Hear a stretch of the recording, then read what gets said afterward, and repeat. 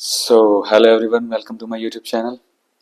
जैसे कि मैंने मिडिल हिस्ट्री के 4 पार्ट करा दिए, जिसमें मैंने अभी लास्ट जो वीडियो थी वो शेरशाह सूरी तक थी। मुगल एम्पायर में मैंने बाबर, हुमायूं एंड शेरशाह सूरी पढ़ाया था। आज मैं पढ़ाऊंगा आपको अकबर।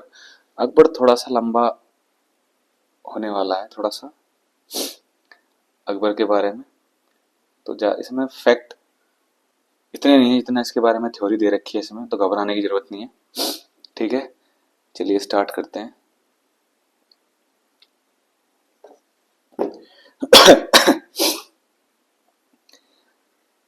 ठीक, अकबर का कार्यकाल कब से शुरू होता है? 1556 से 1605 तक। ठीक है, सम्राट अकबर का जन्म 15 अक्टूबर 1542 को हमीदा बानो बेगम के गर्भ से अमरकोट के राणा वीर साल के महल में हुआ था। जैसे कि अगर आप रिवीजन करेंगे तो हुमायूं जब सिंध गया था चौसा का युद्ध हार के, या फिर बिलग्राम का युद्ध हार के, देखो ये लिखा हुआ, तब कहाँ गया था? वो सिंध गया था हार के। शेरशाह सूरी का राज चल रहा था 40 से 45। तो वहां पर उसने हमीदा बानो बेगम ने शादी करी थी। देन किसने जन्म लिया था? अकबर ने। किसका पुत्र है? हमीदा बानो बेगम और हुमायूं का। अकबर के बचपन का नाम क्या है? जलाल। ये इंपॉर्टेंट है। ठीक है, जो मैं बोलूँ ना इंपॉर्टेंट है, हाईलाइट में बार बार हर वीडियो में एक चीज रिपीट करता हूँ कि सारी थ्योरी याद नहीं करनी है, जो हाईलाइट करना है, जिससे जो मैं बोलूँ इंपॉर्टेंट है, हाईलाइट करना है, जिसके मैं क्वेश्चन बना के बताता हूँ, आपको बोल के बताता हूँ कि ऐसे क्वेश्चन बन सकते हैं। सिर्फ आपको वो याद करना है। ठीक है, नोट्स वाला बना लें या फिर लूसेंट से पढ़ लें, या फिर मैं ये पीडीएफ, जो लूसेंट भी नहीं ले सकता, ये पीडीएफ मैं अपने टेलीग्राम चैनल पर डाल दूंगा, उस पीडीएफ से पढ़ लें। ठीक है, तो उसका राज्याभिषेक जो है 14 फरवरी 1556 में पंजाब के कलनौर नामक स्थान पर हुआ। ठीक है, ये इतना इंपॉर्टेंट नहीं है टेबल। आगे बढ़ते हैं। अकबर का शिक्षक अब्दुल लतीफ ईरानी विद्वान था। वह जलालुद्दीन मोहम्मद अकबर बादशाह गाजी की उपाधि से राज सिंहासन पर बैठा। बस यहाँ पर ये इंपॉर्टेंट था कि अकबर का जो बचपन का नाम क्या था? जलाल। ठीक है, जैसे हुमायूं का नाम सलीम था। बैरम खां शिया मतावलंबी 1556-1560 तक अकबर का संरक्षक रहा। ये बैरम का इंपॉर्टेंट है। ठीक है, उसे प्यार से खानी बाबा कहा जाता था। क्या कहा जाता था? खानी बाबा। तो ये पूछा भी गया कि खानी बाबा किसे कहते थे? बैरम खां। बैरम खां कौन? अकबर का संरक्षक या फिर बॉडीगार्ड मान लो। पानीपत की दूसरी लड़ाई, पानीपत की प्रथम लड़ाई कब हुई थी? 1526 में। किसके किसके बीच में? बाबर और लोदी, इब्राहिम लोदी के बीच में। देखो, बाबर और इब्राहिम लोदी के बीच में हुई थी। ठीक है, तो दूसरा युद्ध कब हुआ? 1556 में अकबर और हेमू के बीच में। इस युद्ध में अकबर की विजय हुई। ठीक, 31 जनवरी इंपॉर्टेंट है, पानीपत का द्वितीय युद्ध। ठीक, 31 जनवरी 1561 को मक्का की तीर्थ यात्रा के दौरान पाटन नामक स्थान पर मुबारक खान नामक युवक ने बैरम खां की हत्या कर दी। तो बैरम खां को किसने मारा था? मुबारक खान ने। ये इतनी इंपॉर्टेंट नहीं है, बट स्टिल याद कर लेना। ठीक है, जब आपको सब याद हो जाए उसके बाद ये रिवाइज कर लेना, एक बार हो जाएगा याद। मई 1562 में अकबर ने हरम दल से अपने को पूर्णतः मुक्त किया। तो कौन सा सुल्तान था जिसने अपने आप को हरम दल से मुक्त किया? अकबर। ठीक है, ऐसा दिखाया भी जाता है, इसकी जो कैरेक्टर को ग्लोरीफाई करके भी दिखाया जाता है टीवी में, सीरियल्स में। ठीक है, तो आगे बात करेंगे इसी बारे में। ठीक है, हल्दी घाटी का युद्ध 18 जून 1576 को मेवाड़ के शासक महाराणा प्रताप और अकबर के बीच हुआ। इस युद्ध में अकबर विजयी हुआ। इस युद्ध में मुगल सेना का नेतृत्व मान सिंह एवं आसफ खान ने किया था। अकबर का सेनापति मान सिंह था। ठीक है, हल्दी घाटी युद्ध के समय कुंभलगढ़ राणा प्रताप की राजधानी थी। ठीक है, तो 1576 में हल्दी घाटी का युद्ध इंपॉर्टेंट है। हल्दी घाटी का युद्ध कब हुआ? 1576 में। किस किस के बीच में? अकबर और महाराणा प्रताप के बीच में। जीता कौन? अकबर जीता। अकबर का सेनापति कौन था? मान सिंह। और यहाँ पर राणा की ओर से कौन, महाराणा प्रताप जी की ओर से कौन नेतृत्व कर रहा था? हकीम खां सूर। ये अफगान फौजी टुकड़ी है, भीलों की एक छोटी सी सेना ने भाग लिया था। ठीक है, हकीम खां सूर। महाराणा प्रताप की मृत्यु 19 जनवरी 1597 में एक सख्त धनुष की प्रत्यंचा चढ़ाते समय अंदरूनी चोट लग जाने के कारण हो गई। हल्दी घाटी के युद्ध के बाद राणा प्रताप ने डूंगरपुर के निकट चौबड़ में नई राजधानी बनाई। महाराणा प्रताप के घोड़े का नाम चेतक और हाथी का नाम रामदास। तो घोड़े का नाम सबको पता होगा, चेतक, ठीक है। हाथी का नाम क्या हो गया? रामदास। ये याद हो जाएगा आपको बिना किसी ट्रिक के भी, ठीक है। तो हाथी का नाम क्या है? रामदास। दीन इलाही धर्म का प्रधान पुरोहित कौन था? अकबर। दीन इलाही एक धर्म बनाया था इसने अपने खुद का, तो उसकी स्थापना किसने करी थी या फिर पुरोहित कौन था? अकबर। ये इंपॉर्टेंट है। दीन इलाही संबंध की स्थापना किसने करी? दीन इलाही धर्म को स्वीकार करने वाला प्रथम अंतिम हिंदू शासक कौन था? शासक या फिर राजा कौन था? बीरबल, ठीक है। दीन इलाही एक्सेप्ट करने वाला धर्म को कौन था सबसे पहला इंसान या फिर हिंदू? बीरबल। इसका असली नाम महेशदास। इंपॉर्टेंट, इसका असली नाम क्या है? महेशदास। ब्राह्मण नामक महेशदास नामक ब्राह्मण को राजा बीरबल की पदवी दी गई थी, जो हमेशा अकबर के साथ रहता था। आपने सुने भी होंगे अकबर बीरबल के किस्से। अकबर ने जैन धर्म जैनाचार्य हरिविजय सूरी को जगत गुरु की उपाधि प्रदान की, ठीक है। अगर ये पूछ भी लेगा तो क्वेश्चन कैसे बनेगा कि अकबर ने जगत गुरु की उपाधि किसको दी थी? कौन थे वो? जैनाचार्य थे। या फिर ये पूछेगा अकबर ने हरिविजय सूरी को जगत गुरु की उपाधि दी, वो कौन से धर्म से बिलोंग करते थे, कौन से धर्म से संबंध था उनका? कौन से धर्म से? जैन धर्म से संबंध था।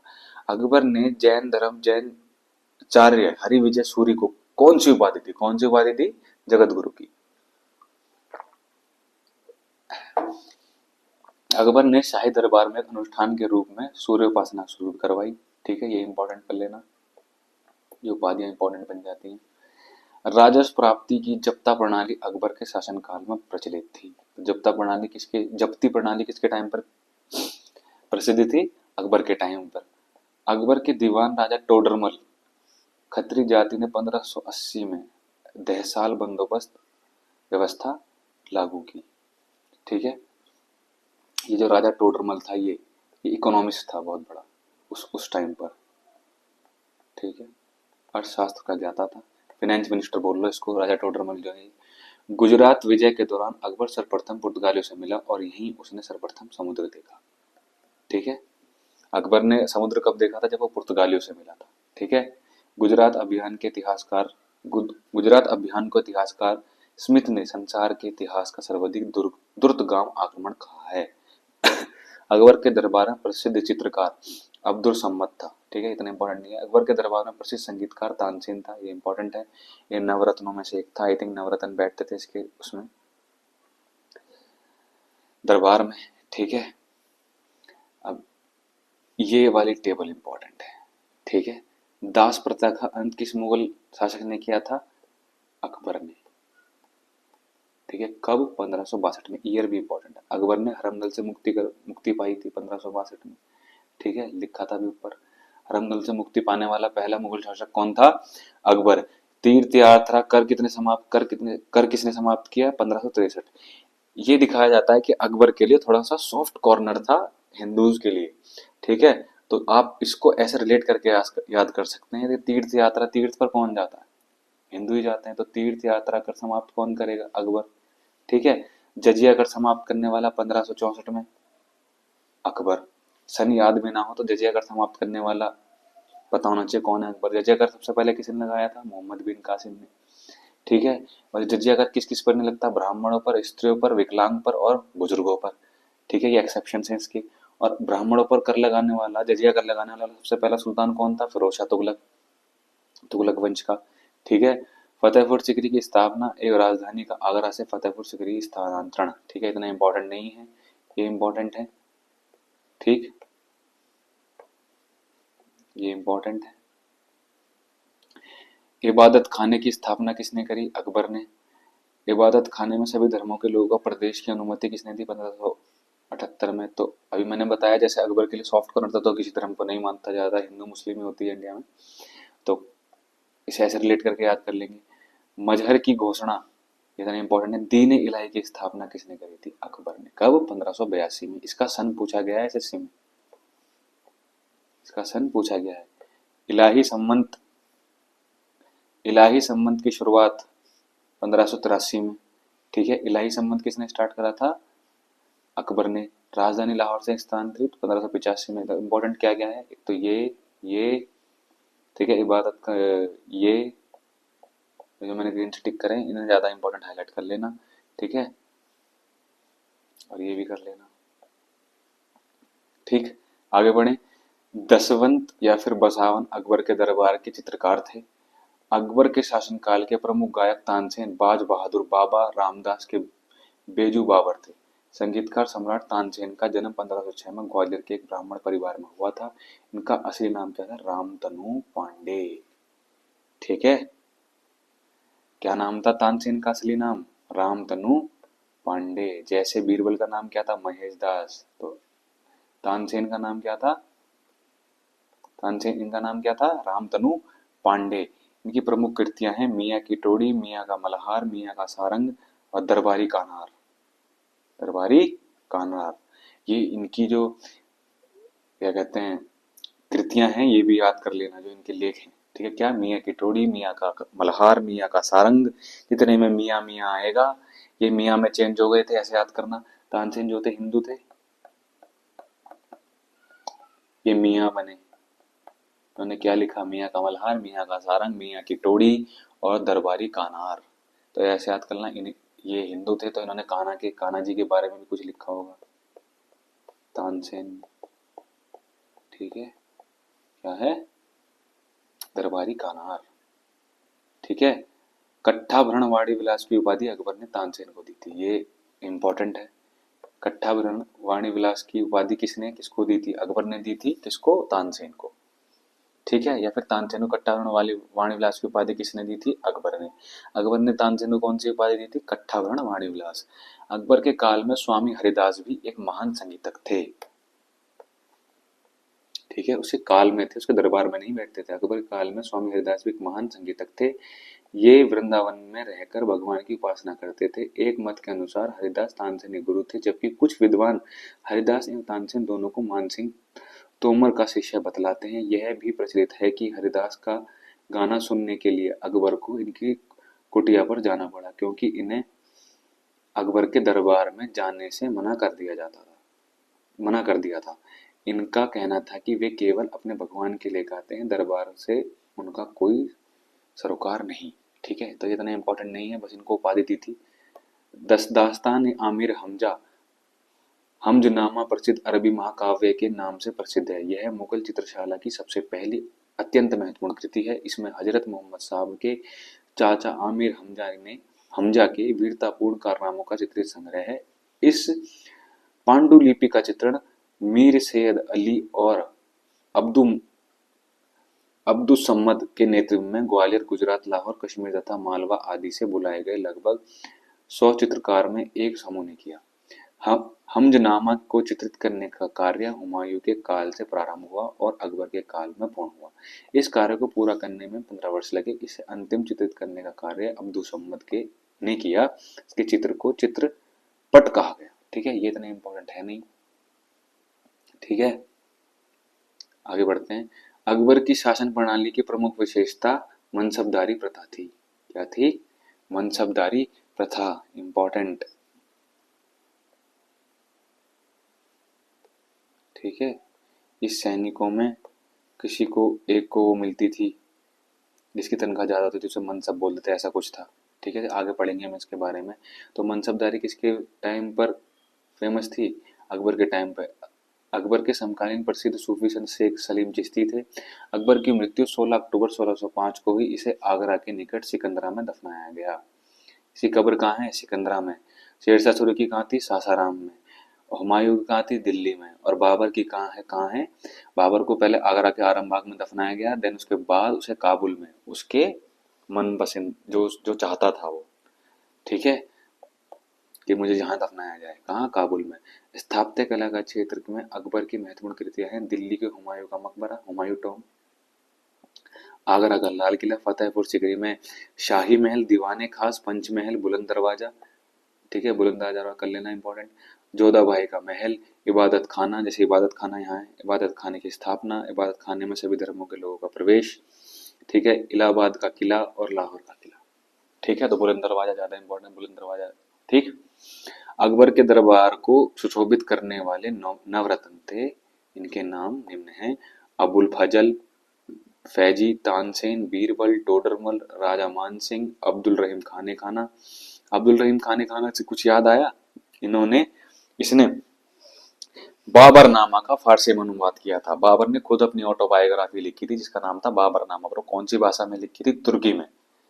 और उसका फारसी में अनुवाद किसने किया था? अब्दुल रहीम खाने खाना, फकीर अजीउद्दीन और मुल्ला दो प्याजा। ठीक है। अब्बुल फजल का बड़ा भाई फैजी अकबर के दरबार में राजकवि के पद पर आसीन था। इसने भास्कराचार्य पुस्तक लीलावती का फारसी में अनुवाद किया। इसे फारसी काव्य का मास्टर माना जाता है। तो फारसी काव्य का मास्टर किसे माना जाता है? फैजी को। फौजी भाई ऐसे याद कर लेना इसको। मास्टर कौन होते हैं? फौजी भाई। ठीक है, मास्टर था ये। अब्बुल फजल ने अकबरनामा ग्रंथ की रचना की थी। तो अकबरनामा किसने लिखी? अब्बुल फजल ने। किसने लिखी? अबुल फजल ने। ये इंपॉर्टेंट बुक्स होती हैं। अकबरनामा किसने लिखी? अबुल फजल ने। ठीक है। वह दीन इलाही धर्म का मुख्य पुरोहित था। अकबर ने भगवान दास को आमिर उल उमरा की उपाधि दी। इंपॉर्टेंट नहीं है ये। आगे बढ़ते हैं। जो मैं बोलूंगा ज्यादा इंपॉर्टेंट, पहले उन्हें याद करना है। बाकी जब आपको ये सब कंठस्थ हो जाए कि हाँ अब हो गया है, तब आपको अगले फैक्ट याद करना है। नेक्स्ट जो बोलूँ ज्यादा इंपॉर्टेंट है, अभी आपको सिर्फ वो याद करना है। देन उसके बाद PYQ प्रीवियस ईयर क्वेश्चंस लगाने हैं, आपकी जीएस तैयार हो जाएगी। ठीक है। कोई भी पिनैकल या फिर किरण की या फिर टेक्स्ट बुक से या फिर कोई भी जो टेस्ट वाली ऐप होती हैं, टेस्ट ऐप जो होती हैं, उनसे प्रीवियस ईयर लगाने हैं। एक पर्टिकुलर, जैसे आज आपने मिडिवल हिस्ट्री के लगा लिए, फिर एंशिएंट के लगा लिए, देन पॉलिटी के लगा लिए, ऐसे ही होती है जीएस तैयार। ठीक है। एक्स्ट्रा नहीं पढ़ना, जितना पढ़ना है उसको ऐसा अच्छे से करना है कि उसमें से आ जाए, उसमें से गलत नहीं होने देना है कुछ भी। यूसुफ जाइयों के विद्रोह को दबाने के दौरान बीरबल की मृत्यु हो गई।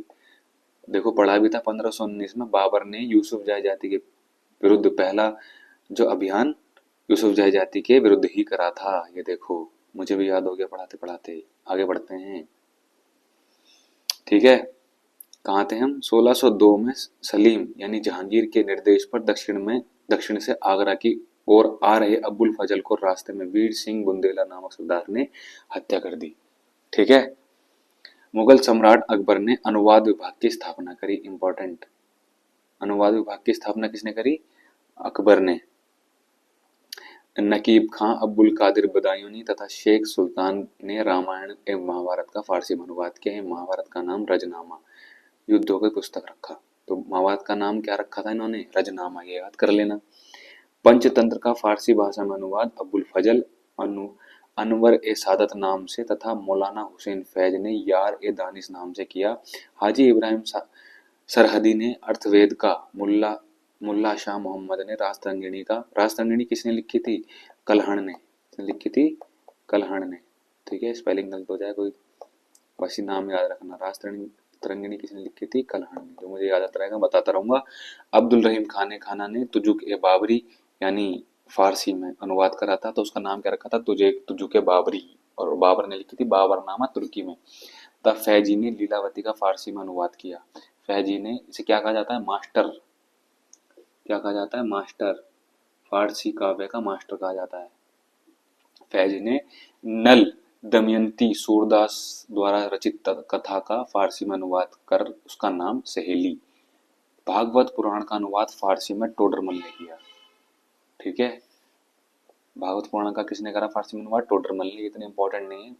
ठीक है। अब्दुल कादिर बदायूनी सिंहासन बत्तीसी के अनुवाद फारसी में किया।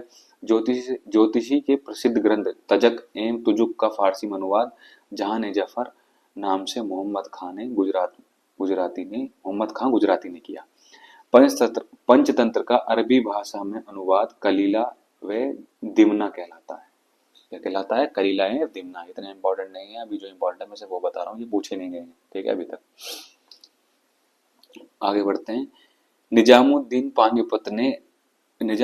पानीपत ने रामायण के परिशिष्ट के रूप में योग विशिष्ट का फारसी में अनुवाद किया। ठीक ठीक है, ये अनुवाद बहुत सारे आ रहे हैं, ज्यादा इंपॉर्टेंट नहीं है। ठीक है, अकबर के काल को हिंदी साहित्य का स्वर्णकाल कहा जाता है, ऐसा क्यों? देखो कितने सारे अनुवाद हो रहे हैं, देख रहे हो, ये सब हिंदी ग्रंथों का अनुवाद, हिंदी जो पुस्तक है, ग्रंथ है, पंचतंत्र जितने भी हैं, सभी साहित्य लेखों का हिंदी में अनुवाद कर रहे हैं, इसलिए अकबर के काल को हिंदी साहित्य का स्वर्ण काल कहा जाता है। और ऐसे भी याद नहीं होता है, तो मैंने अभी बताया था कि इसके लिए, इसके मन में थोड़ा सा सॉफ्ट कॉर्नर है, हिंदूज के लिए ऐसा बताया जाता है। ठीक है, ये मैं नहीं कह रहा हूँ, ऐसा बताया जाता है, तो ऐसे रिलेट कर ले। ठीक है, अकबर ने बीरबल को कवि प्रिय एवं नरहरि को महापात्र की उपाधि प्रदान की। तानसेन कौन सी की थी? कट्ठाभरण वाणी विलास की, और बीरबल को कवि प्रिय और नरहरि को महापात्र की। बुलंद दरवाजे का निर्माण अकबर ने गुजरात विजय के उपलक्ष्य में करवाया, इसलिए मैंने बोला था बुलंद दरवाजा इंपॉर्टेंट है। ठीक है, तो बुलंद दरवाजे का निर्माण कब करवाया था? गुजरात विजय पर, इंपॉर्टेंट। ये पूछ लेगा कि अकबर ने बुलंद दरवाजे का निर्माण कब करवाया था? गुजरात विजय के समय। चार बाग बनाने की परंपरा अकबर के समय शुरू हुई। ठीक है, और चार बाग बनाने का जिक्र किसमें था? बाबरनामा में। किसने करा था? बाबर ने। अकबर ने श्री कलम की उपाधि अब्बू सम्मत को एवं जड़ी कलम की उपाधि मोहम्मद हुसैन कश्मीरी को दी। इतना इंपॉर्टेंट नहीं है। मुगलों की राजकीय भाषा क्या थी? फारसी। इंपॉर्टेंट, मुगलों की राजकीय भाषा क्या थी? फारसी। अकबर नगाड़ा नामक वाद्य यंत्र बजाता था, इंपॉर्टेंट। ठीक है, अकबर कौन सा इंस्ट्रूमेंट बजाता था? नगाड़ा। कौन सा इंस्ट्रूमेंट बजाता था? नगाड़ा।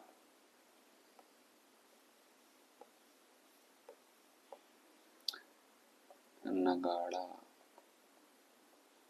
ठीक है, इंपॉर्टेंट है ये। मुगल क्वेश्चन ऐसे ही आएगा, अकबर कौन सा इंस्ट्रूमेंट प्ले करता था? कौन सा? नगाड़ा।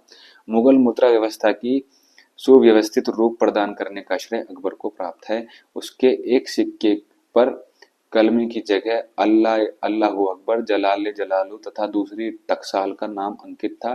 उसके चांदी के अन्य सिक्के एक भाग पर धनुर्धारी राम और राम के पीछे सीता की प्रतिमाएं अंकित हैं और ऊपर राम शीश शब्द अंकित है।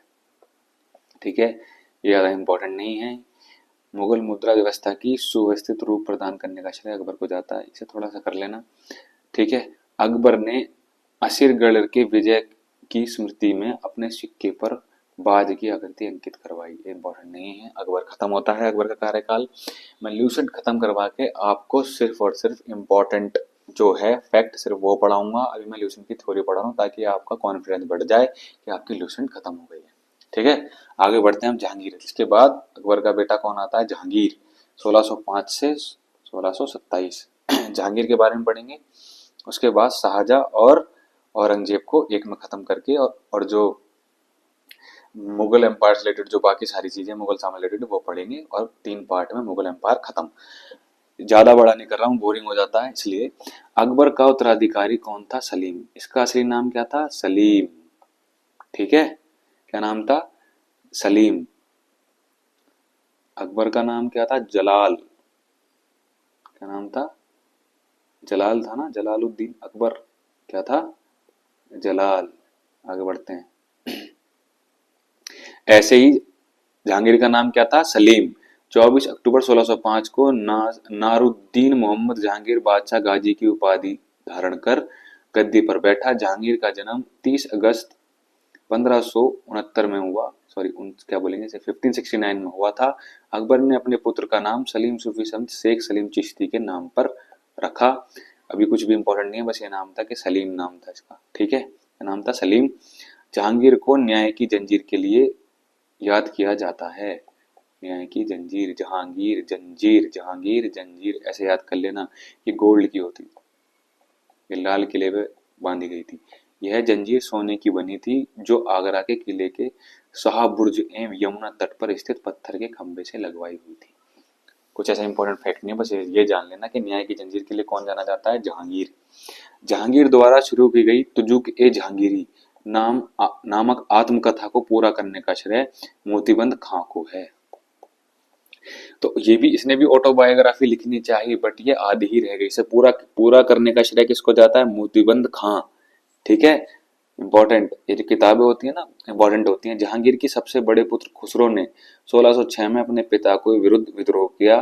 खुसरो और जहांगीर की सेना के बीच युद्ध जालंधर के निकट भैरावल नामक मैदान में हुआ। खुसरो को पकड़कर कैद में डाल दिया गया।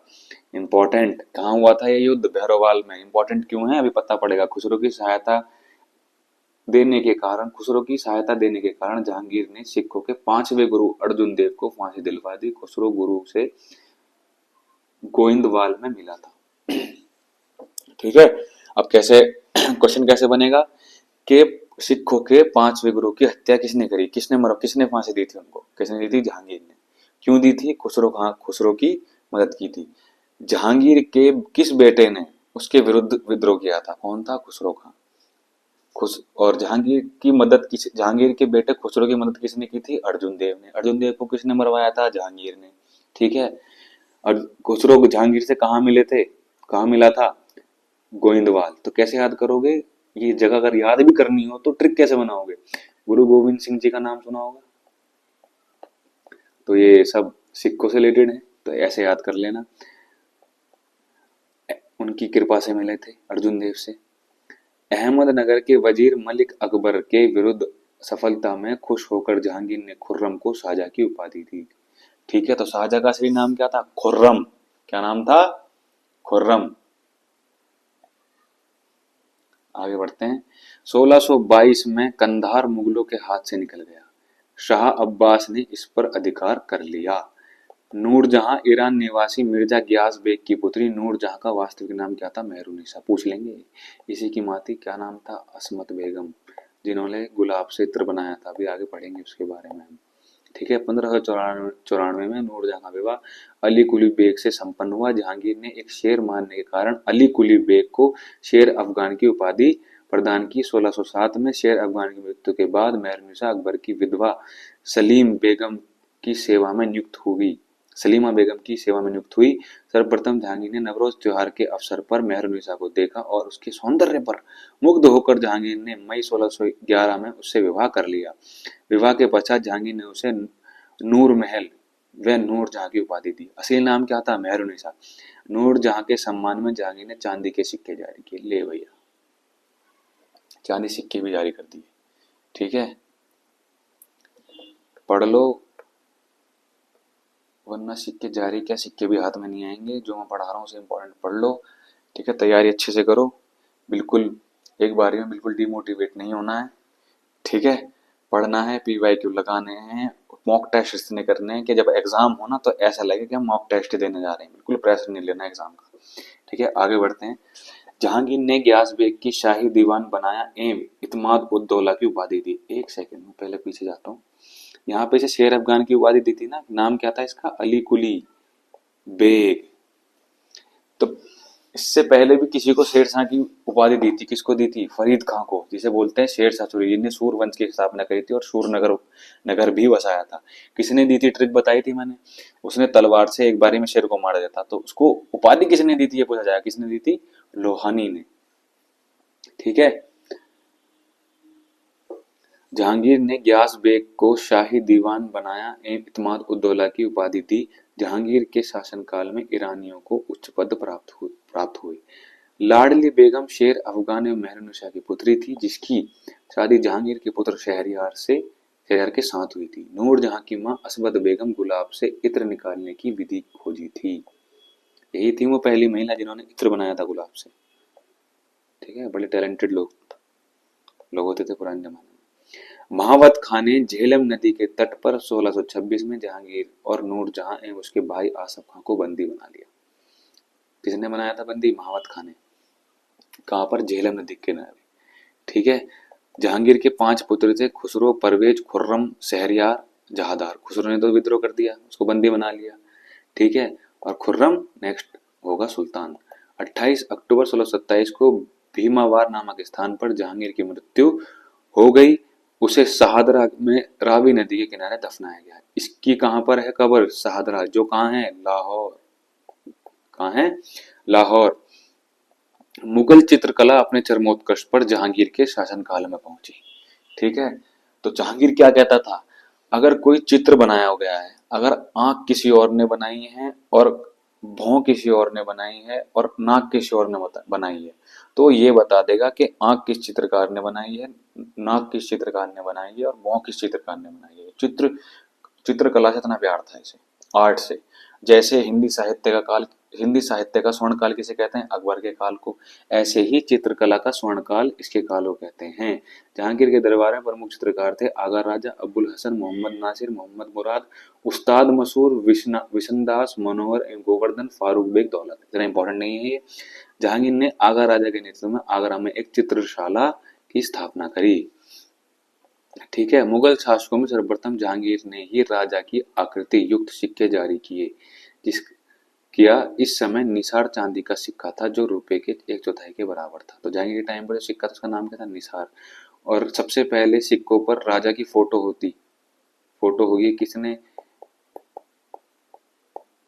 किसने स्टार्ट किया था, जहांगीर ने। ये याद कर लेना, ठीक है।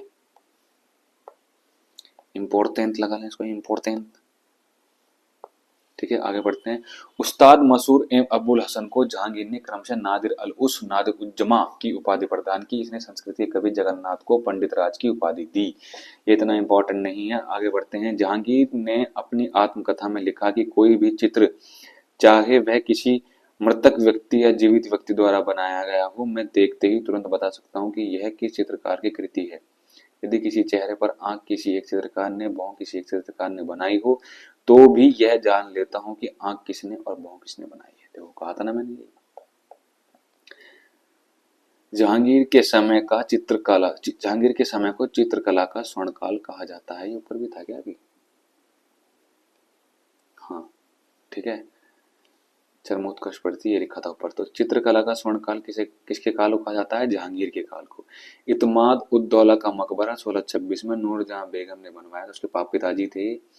मुगल कालीन वास्तुकला के अंतर्गत निर्मित यह प्रथम ऐसी इमारत है जो पूर्ण रूप से बेदाग सफेद संगमरमर से निर्मित है। सर्वप्रथम इसी इमारत में पित्रादुरा नामक जड़ाऊ काम किया। पित्रादुरा पूछा जाता है, एग्जाम पॉइंट ऑफ व्यू से इंपॉर्टेंट है। पित्रादुरा क्या होता है, जो पत्थरों में नक्काशी करके फिर उसमें एक्सपेंसिव स्टोन चिपकाए जाते हैं।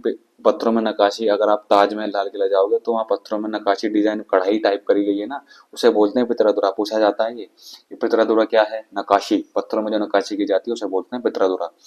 इसे इंपॉर्टेंट हाईलाइट कर लेना। अशोक के कौशाम्बी स्तंभ पर समुद्रगुप्त की प्रयाग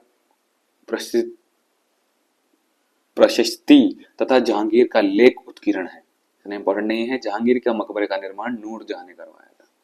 किसने करवाया था, नूरजहां ने। कौन थी नूरजहां, मेहरुनिसा। नूरजहां या नूर महल के नाम की उपाधि दी थी जहांगीर ने। ठीक है, कहाँ बनवाया था जहांगीर का, लाहौर में। कहाँ पर, शाहदरा में। ठीक है, जहांगीर के शासनकाल में captain Hawkins, important, sir Thomas Roe, William Finch, Edward Terry जैसे यूरोपीय यात्री आए थे। भारत में तंबाकू की खेती सर्वप्रथम जहांगीर के शासनकाल में प्रारंभ हुई। इंपॉर्टेंट, तंबाकू की खेती सबसे पहले किसके काल में स्टार्ट हुई, जहांगीर काल में। तंबाकू की खेती भारत में कौन लाया था, पुर्तगाली। कहां से, ब्राजील से। इंपॉर्टेंट, पुर्तगाली द्वारा सर्वप्रथम 1605 में दक्षिण में तंबाकू की खेती की गई। पुर्तगाली से ब्राजील चला गया थे। तो कैसे याद करोगे, पुर्तगाली, गाल। तो तंबाकू जब खाते हैं गाल मोटा हो जाता है ना, तब टबैको हर किसी चीज में रहता है, गुटखा फुटका जो भी खाते हैं गाल में रहता है, तो गालियों ने गाल भर जाते हैं। तो पुर्तगालियों ने तंबाकू खेती स्टार्ट करी थी, कहते हैं हिंदुस्तान में। और किसके टाइम पर, जहांगीर के टाइम पर। और जहांगीर के टाइम पर कौन कौन से आए थे, अंग्रेज, captain Hawkins, sir Thomas Roe, William Finch और एडवर्ड टोरी। इंपॉर्टेंट, जहांगीर के समय ही मराठे पहली बार मुगलों की सेवा में 1620 में आए। ठीक है, इतना इंपॉर्टेंट नहीं है ये। पर जो मुगलों के जो पतन का कारण, कुछ ज्यादा से ज्यादा जो श्रेय जाएगा मुगल्स के पतन का, वो मराठा को हो जाता है, मराठाओं को। ठीक है, आगे पढ़ेंगे हम कल। ठीक है, कल या फिर नेक्स्ट लेक्चर में। ठीक है, तब तक के लिए बाय बाय। जो भी मैं हाईलाइट करवाता हूँ उसे रिवीजन करें। एक बारी में कुछ याद नहीं होगा, बार बार रिवाइज करें। बुक को 10 बार पढ़ें, लूसेंट को 10 बार पढ़ें। ठीक है, आपकी जीएस ऐसे ही तैयार हो जाएगी। मैं पॉलिटी, एंशियंट, मिडिवल सब इसमें से करवाऊंगा। ठीक है।